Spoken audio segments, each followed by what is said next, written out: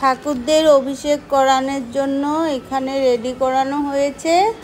আর এদিকে আমি যাচ্ছি রান্নাঘরে ঠাকুরের ভোগ বানানোর জন্য। এই যে কি সুন্দর কুটুমুটু গোপালটা বসে আছে, ও অভিষেক করবে।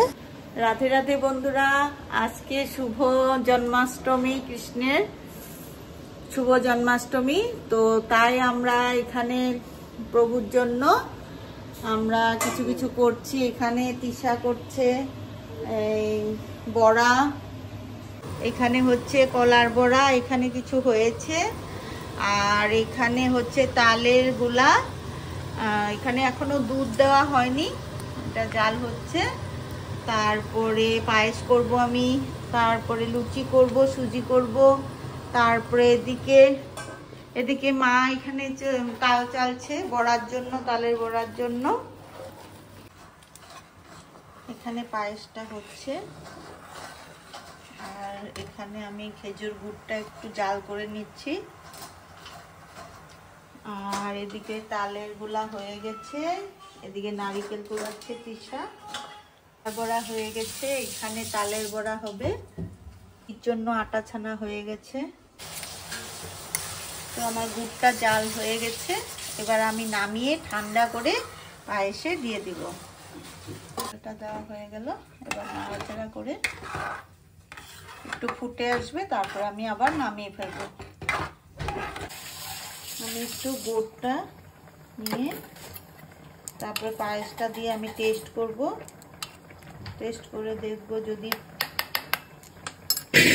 কখনো কখনো ফেটে যায়, এই জন্য আগে আমি পায়েসে দেওয়ার আগে আমি আগে টেস্ট করে নিই।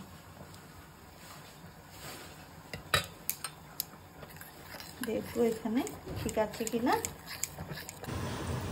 এদিকে তালের বড়া হচ্ছে, এদিকে পুরি হচ্ছে, তিশাত পুরি খাচ্ছে।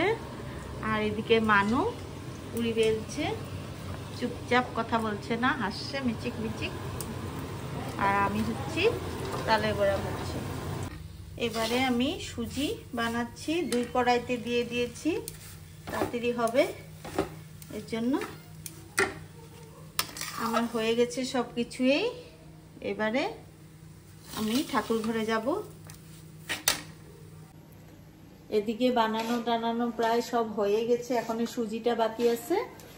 তারপরে আমি কাপড় টাপড় পরে, শাড়ি পরে ঠাকুর ঘরে যাব। আর সুজিও হয়ে গেল, এখানেও আছে।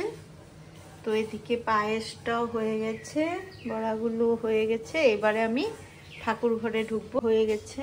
তো এখানে আমার সব হয়ে গেল ঠাকুরের ভোগ বানানো। এবারে আমি ফ্রেশ ট্রেশ হয়ে কাপড় শাড়ি পরে আবার ঠাকুর ঘরে যাব। এখন ঠাকুরের অভিষেক হবে, আমি রেডি হয়ে গেছি, আবার ঠাকুর ঘরে দেখা হবে।